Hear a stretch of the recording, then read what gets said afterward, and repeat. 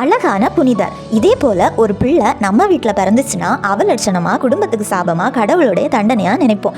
ஏன் நாமளே இதே போல இருந்தோம்னா ஏன்டா உயிரோட இருக்கோம், செத்து போயிடலாமே அப்படின்னு நம்ம நினைப்போம். அப்படி நாமளே நம்மளோட வாழ்க்கையை சபிச்சிடுவோம். சாமி பாசோ இவர் புனித பட்டம் பெறுவதற்கு பரிந்துரைக்கப்பட்டிருக்கிறார். அழகான வாழ்க்கை வாழ்ந்து நாம் எல்லாம் எப்படி வாழ வேண்டும் என்று கற்று தந்திருக்கிறார். இத்தாலி நாட்டில் பிறந்த சாமி பாசோ 1995 ஆண்டுல டிசம்பர் 1ஆம் தேதி பிறந்தாரு. பிறந்த 2வது வயசுல கண்டுபிடிக்கிறாங்க அவருக்கு ஒரு வினோதமான நோய் இருக்குன்னு. இந்த நோய் ப்ரொஜீரியா HGPS அப்படின்னு சொல்லுவாங்க. தமிழ்ல முதிரா முதுமை. அப்படின்னா சிறு குழந்தையிலேயே வயசானவங்களுக்குள்ள முதுமைக்கான எல்லா அறிகுறியும் தென்படும்.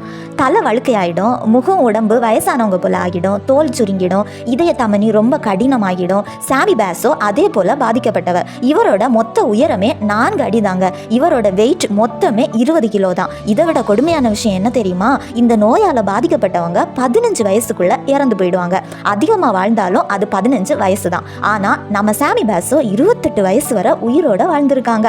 காரணம் அவருடைய இறை நம்பிக்கையும் மன உறுதியும் மகிழ்ச்சியான வாழ்க்கையும் தான். இவர் இத்தாலி பதுவா பல்கலைக்கழகத்துல அறிவியல்ல இளங்கலையும் முதுகலையும் படிக்கிறாரு. படிக்கும் போதே இத்தாலி நாட்டு அதிபர் இவருக்கு நைட்ஹுட்னு ஒரு மிகப்பெரிய விருதை கொடுக்காங்க. இவர் முக்கியமா இந்த ப்ரொஜீரியா நோய்க்கு உலகம் முழுவதும் தூதுவராக, அம்பாசிடராக எல்லா நாடுகளிலும் போய் பேசினாரு.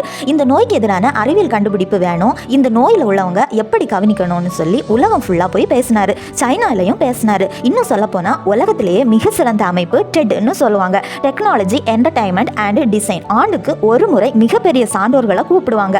அங்க இவர் போய் பேசியிருக்காரு. இவருடைய பேச்சுல மிகப்பெரிய நம்பிக்கை, மன உறுதி, நிறைய தகவல்கள் இருக்கும். அது மட்டும் இல்லாம நகைச்சுவையாக இருக்கும். இவருடைய பக்கத்துல உட்கார்ந்து பேசினா சிரிக்காமலே இருக்க முடியாதான். அப்படி ஒரு மிக சிறந்த மனிதர் சாமி பாசோ.